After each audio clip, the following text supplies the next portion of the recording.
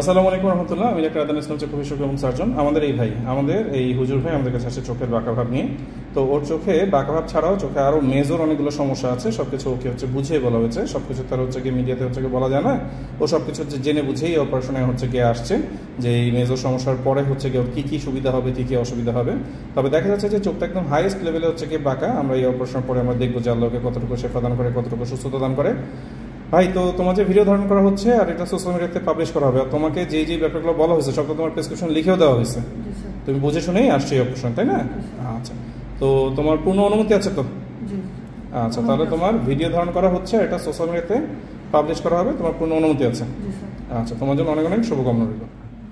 আসসালামু আলাইকুম রহমতুল্লাহ। আমি ডাক্তার আদান ইসলাম, চক্ষু বিশেষজ্ঞ এবং সার্জন। আমাদের এই ভাই এক সপ্তাহ আগে আমাদের কাছে চোখের বাঁকাভাবের অপারেশন করে গেছেন। ওনার চোখে বাঁকাভাব ছাড়াও আর অনেকগুলো সমস্যা ছিল। সবকিছু ওনাকে বুঝিয়ে বলা হয়েছে যে ওনার চোখে এই অবস্থা, এখান থেকে এরকম এরকম হবে, এবং আমরা যেরকম বলেছি আল্লাহর রহমতে আল্লাহ ওকে অতটুকু শেফা দিয়েছে এবং ওরকমই হয়েছে আর কি।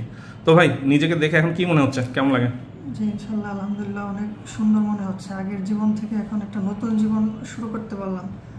আগে সমাজে দেখা যাচ্ছে যে অনেকের সামনে চোখ তুলে কথা বলতে হয়তো স্থবুত লাগতো, কিন্তু এখন হয়তো আল্লাহর রহমতে আপনার ওসিলায় এখন মানুষের সামনে ভালোভাবে কথা বলা এবং সমাজের সাথে সবার সাথে আগের মতো চলতে পারবো।